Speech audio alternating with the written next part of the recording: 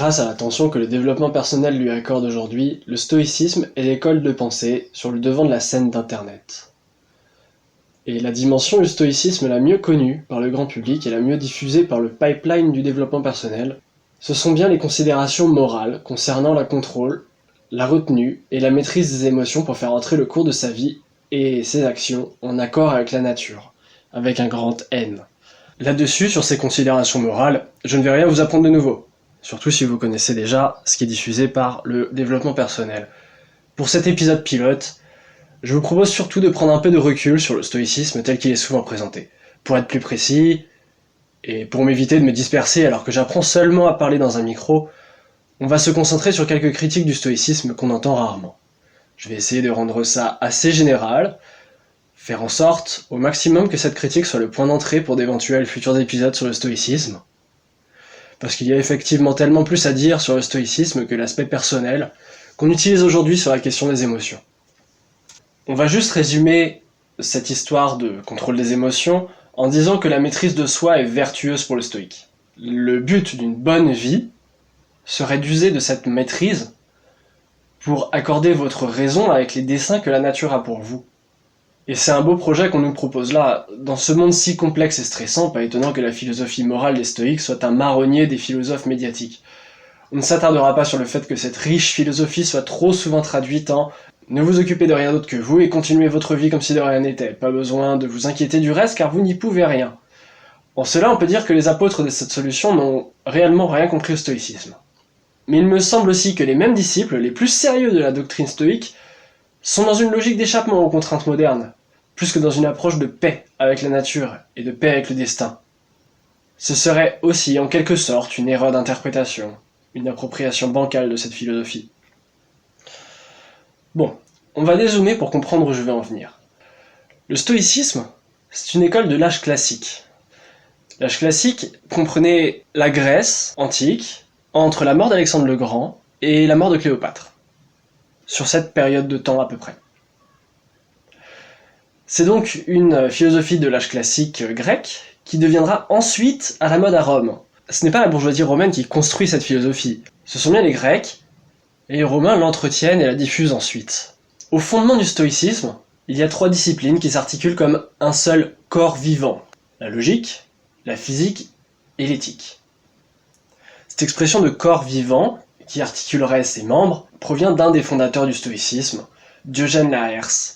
On passera rapidement sur la physique. La physique théorise, en gros, qu'il y a des éléments, et tout dérive plus ou moins du feu. Il y a des choses qui sont des incorporelles, comme par exemple le temps. C'est leur étude souvent qui est intéressante. Dans le langage moderne, on appellerait ça de la métaphysique. On va s'intéresser à la thèse principale de la logique pour comprendre la suite. Celle-ci stipule que la connaissance est une représentation claire et distincte dans l'âme d'un objet extérieur. Le savoir, la connaissance, est en fait une copie précise d'un objet extérieur dans notre âme. C'est ce qu'on appelle un critère de vérité dans le vocabulaire stoïque. Cette approche de la logique nous permet de comprendre quelque chose d'important sur le stoïcisme. L'idée d'adéquation entre le monde extérieur et la représentation qu'on s'en fait doit être exacte, et le stoïque la croit justement exacte. En ça, sa connaissance est adéquation avec le monde extérieur, est correspondance avec le monde extérieur, et son idée du bien est une adéquation avec la nature.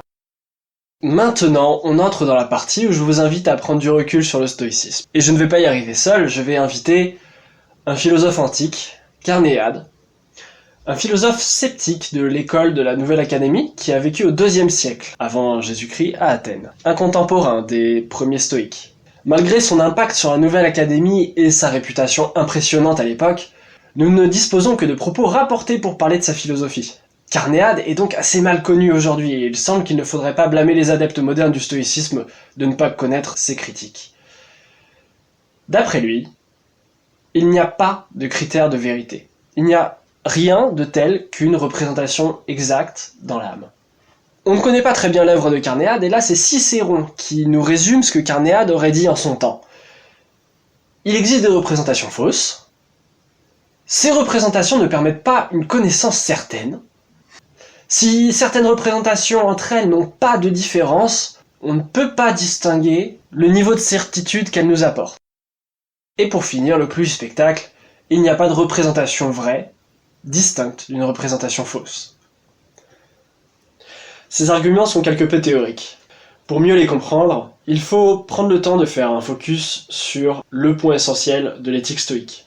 Pour accorder sa raison avec le cours de la nature, il faut absolument faire la différence entre les sensations et les émotions. Car, toujours selon les stoïciens, la sensation est une perception, et donc peut être prise au sérieux par la raison. Selon eux, elle entre dans l'âme comme une présentation exacte de la nature. Et d'un autre côté, l'émotion est une passion. La passion est une raison égarée, qui perturbe l'âme dans sa quête de quiétude et d'harmonie avec la nature. La colère, la peur, la tristesse, le désir excessif, toutes ces émotions étaient vues comme des séparations entre la raison banale et la raison sage. Mais tout le monde a des perceptions sensorielles, et il revient aux sages de les cultiver comme des vérités premières sur le monde, contrairement aux passions. Carnéade répond donc aux stoïques qu'ils placent une trop grande confiance dans leurs perceptions. Il répondait que la raison et la perception n'ont pas moins de raison d'être faillibles que les émotions. De là, il découle que Carnéade ne croit pas qu'un homme n'usant que de sa raison soit capable de faire le bien. Du moins, il ne croit pas en la prétention d'un tel homme à connaître la réalité, mieux que celui qui connaît ses émotions. Carnéade soutenait que les émotions sont des réponses naturelles et inévitables aux événements de la vie, et qu'elles ne devraient pas être supprimées, mais plutôt comprises et gérées avec sagesse. Toujours selon lui, accepter ses émotions n'affecte pas la qualité des perceptions, et les perceptions seules ne garantissent pas une meilleure connaissance du monde. De la même façon, on constate que la vertu est le seul vecteur du bien pour le stoïque. Le bien moral est donc objectif et immuable, car on y accède par la vertu avec l'aide de la raison. Or, Carnéade nous invite à contempler combien les émotions sont nécessaires et complexes dans la vie des humains. La vertu stoïque lui semble hors d'atteinte. Faut-il comprendre que le bien moral lui-même est hors d'atteinte ? Si nous ne sommes pas des sages au sens stoïque, sommes-nous condamnés à ne jamais prendre des décisions moralement bonnes ? Ou même à ne faire des actions moralement bonnes que par hasard ? Sommes-nous vraiment incapables de reconnaître moralement ce qui est bon si nous ne sommes pas des sages stoïques débarrassés de nos émotions ? Vous vous en doutez peut-être, mais Carnéade ne répond pas oui à ces questions. Tout au contraire. Il pense simplement que l'idée de l'équivalence entre vertu et bien moral est fausse. Le bien n'est pas un automatisme de la vertu. Je pense malgré tout que l'on peut dire que le stoïcisme est une philosophie d'actualité. La question morale de la vertu et des passions a une dimension atemporelle qui lui permet d'être adaptée au goût du jour. Seulement, le stoïcisme est aujourd'hui trop utilisé pour justifier la passivité et l'apathie face aux choses graves de notre monde moderne. Et l'on connaît d'ailleurs beaucoup mieux l'œuvre d'un autre critique du stoïcisme, Nietzsche. Même si Carnéade, l'oublié, avait déjà entrepris de diminuer l'ascendance de la raison sur les émotions pour les questions morales, Nietzsche a mis le dernier clou sur le tombeau de la raison. Nietzsche argumente indirectement une critique supplémentaire contre le stoïcisme. Les stoïciens valorisaient souvent la résignation face aux circonstances extérieures et le détachement des choses terrestres en se détournant des émotions. Nietzsche, lui, critiquait ceci en affirmant que cela pouvait produire une soumission à la société, à l'autorité et à la moralité conventionnelle. Merci beaucoup de m'avoir écouté jusqu'ici. Comme vous l'aurez peut-être deviné, je fais des tests techniques, je fais des tests d'écriture, je fais des tests de sujets.